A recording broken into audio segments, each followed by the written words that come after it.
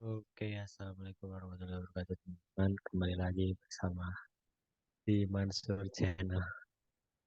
Sekarang hari ini kita akan bahas wave diffraction. Sebenarnya di yang bab 2 ini, yang wave diffraction ini khususnya itu nggak banyak-banyak amat, sedikit aja gitu. Bahkan mungkin hanya perlu cukup satu rumus, tapi kita udah dikit-dikit aja dulu. Oke, kita langsung masuk aja. Jadi, pertama diffraksi itu apa sih? Nah, gitu kan.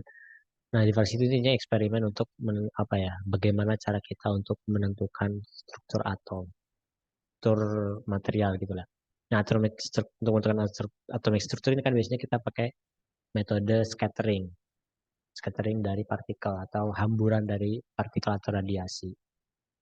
Jadi kita punya sampel, kemudian kita tembakin gitu ya, pakai sinar, kemudian sinar itu memantul. Nah, sepantulan ini kita analisis untuk mengetahui properties dari si sampel ini. Intinya gitulah diffraksi. Kita tembakin suatu gitu.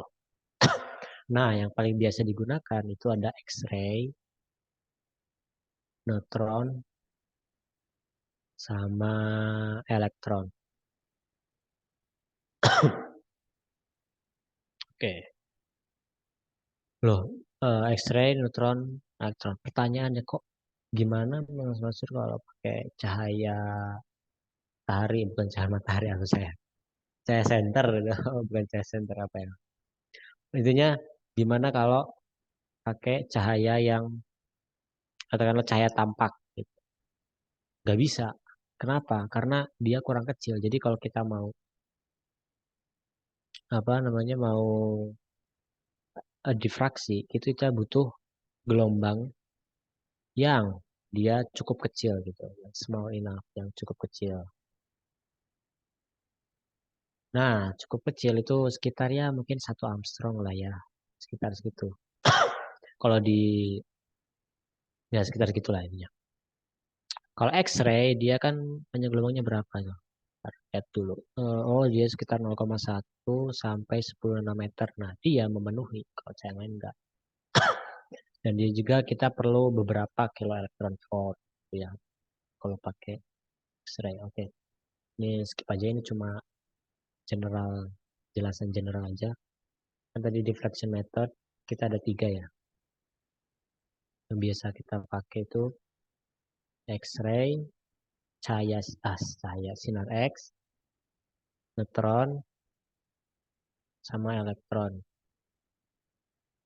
X-ray itu kepanjang gelombangnya yang kita pakai itu 1 Armstrong, kemudian energi yang diperlukan untuk pengasihan itu biasanya kita 10,4 electron volt, dan dia interaksinya itu dia sama elektron, dia nggak sama nukleus karena masanya kurang besar kali ya, dia kan kecil, dia penetrating itu menembus ya. Ini cuma informasi aja, tambahan informasi. Kalau neutron itu ya dia 1 Armstrong tapi energi yang diperlukannya dia kecil, cuma 0,08 electron volt, dan dia interaksinya ini bukan interaction ya, jadi kata benda, interact with inti nuklei, terus dia highly penetrating karena dia masanya sangat besar ya, masanya itu sangat besar, maka begitu. Nah, si elektron dia di antara keduanya, di antara dua itu, jadi energinya sekitar 150 elektron volt. Kan dia apa ya, masa elektron kan 2000 kali lebih ringan daripada neutron. Dia interaksinya sama dengan elektron,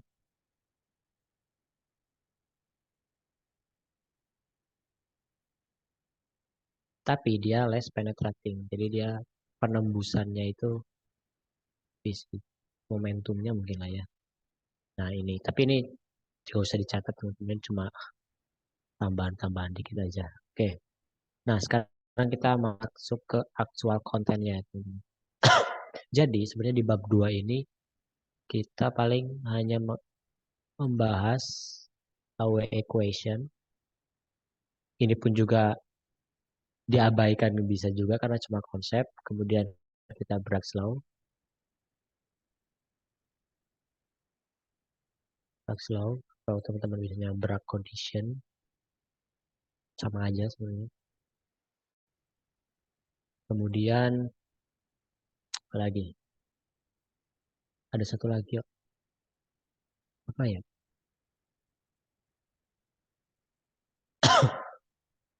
Udah, itu dulu nanti ingat lagi. Lupa apa ya satu lagi ya? Oh ya, paling hubungan itu. Hubungan kalau masih ingat di apa namanya? Di yang kemarin, yang dua paper. Kita juga harus ingat hubungan ini. Tapi jarang sih, jarang. Intinya gini. Oke, kita langsung aja masuk. Laue equation, sederhananya. Itu sebuah persamaan yang intinya gini.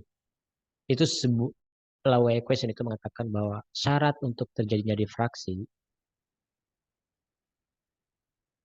gelombang vektor gelombang yang datang dikurang vektor gelombang yang keluar, apa yang terhamburkan itu harus sama dengan reciprocal vektor, vektor isi.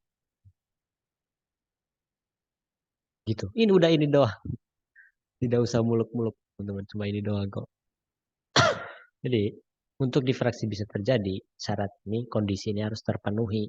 Nah, Bragg's law atau Bragg's condition itu adalah kondisi khusus dari Laue equation. Itu. Dia khusus pada plane. Kita jadi ada plane, tahu ya ini plane sama yang dipakai di indeks Miller. Jadi misalkan kita punya unit cell, terus ada plane dan dia juga kan punya keluarga, punya apa bidang, dia juga punya keluarga. Nah, kemudian kita amati ini. Kita di page selanjutnya aja ya. Kita ngomong Bragg's law. Bragg's law itu kondisi khusus dari Laue equation. Jadi katakan dan itu apa ya? Bragg's law itu oversimplified gitu, sangat sederhana, kan banyak asumsi-asumsi yang dipakai. Cuma aja. Oke. Kalian juga udah tahu lah ya rumusnya.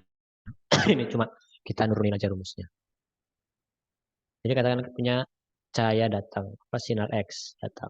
Seret, kemudian terhamburkan dengan sudut tertentu. Gak hanya di sini juga dong, di sini juga ada dong. Seret, dia datang, seret, dia datang. Ternyata juga di sini sama. Nah, perbedaan panjang apa jarak yang ditempuh dari sinar yang di atas sama sinar yang di bawah, itu yang di bawah itu dia punya tambahan jarak yang ditempuh. Ini D ya teman-teman.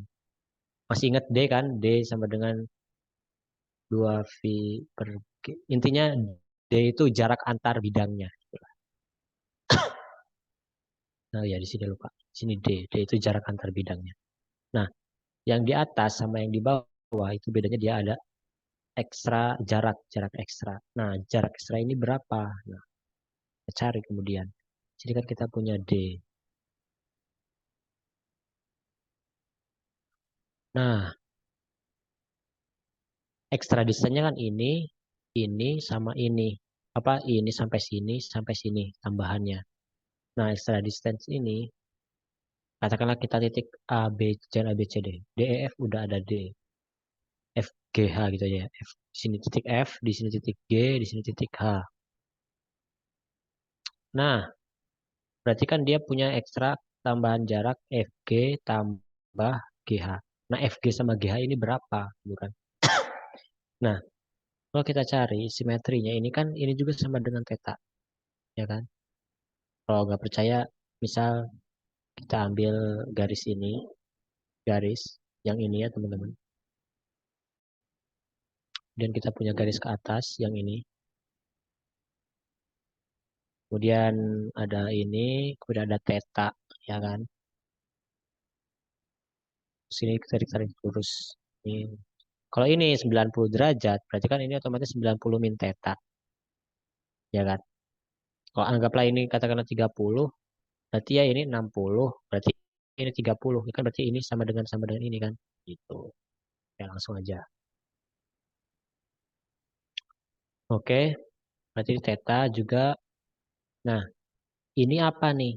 Nah, ini kan kita tinggal pakai trigonometri biasa ya. Pakai sin. Sin kan sin sama sin theta itu kan sama dengan depan dibagi miring. Si demi. Depannya apa? Kan sudutnya ini. Depannya ini berarti FG per miringnya ini. Miringnya mana? Ini kan D. Berarti FG sama dengan D sin theta. Nah, sama juga yang GH. GH sama dengan D sin theta. Makanya kita punya D sin theta ditambah D sin theta. Sama dengan 2D sin theta. Nah, untuk interferensi konstruktif terjadi, ekstra apa? Jarak ekstra ini itu harus sama dengan panjang gelombang atau integer dari panjang gelombang. Udah deh dapat rumusnya ini. Nah, rumus ini juga teman-teman itu bisa kita dapatkan dari Laue equation, tapi saya tidak akan turunkan di sini karena ya nggak kepake juga, cuma nurunin doang. Intinya nanti dari Laue equation yang tadi yang ke aksen K-min ke aksen sama dengan G itu nanti dimasukin pakai rumus yang apa ini sini sini segala macam didotkan akhirnya akan dapat ini juga ya gitu. Jadi itulah mengapa Bragg's condition ini adalah kondisi khusus dari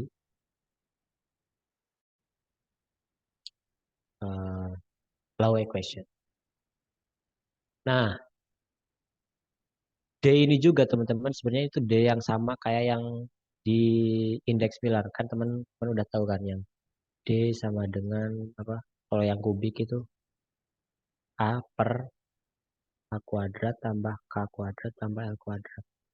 Intinya D di sini tuh jarak antara bidang gitu, bidang yang kita tinjau. Oke, kita coba contoh soal ya. Nah, ini enggak contoh soal sih, contoh soal iseng-iseng aja. Jadi itu biasanya di ujian tuh diketahui panjang gelombang sebuah sinar X yang dipakai untuk meneliti sebuah material gayung adalah 20 adalah 0 adalah saya guys.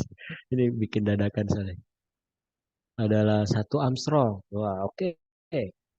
Kemudian ketahui jarak antar bidang yang ditinjau adalah karena 2 Armstrong. Oke. Terus apa lagi? Lagi yang belum. Eh, lagi yang belum. Kemudian diasumsikan bahwa ini adalah difraksi yang first order gitu, yang pertama yang kedua aja yang dua. Oke. Berapakah sudut yang terbentuk? Bukan ya udah kita tinggal 2D sin theta sama dengan n lambda. Kita kan mencari tetanya. Udah berarti sin theta sama dengan n lambda per 2D. Theta sama dengan sin 1 n lambda per 2D. Itu aja kan. Kita punya sin inverse dari n-nya berapa? N-nya 2. N-nya 2, panjang gelombangnya 1 Armstrong. 2, ini 2.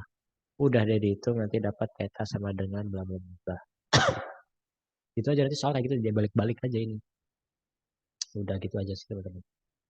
Untuk wave diffraksi sebenarnya ada lagi form faktor, struktur faktor, apa-apa itu, tapi aku lihat dari semua soal ujian nggak pernah keluar. Jadi I think it's not that important. Udah sih itu teman-teman.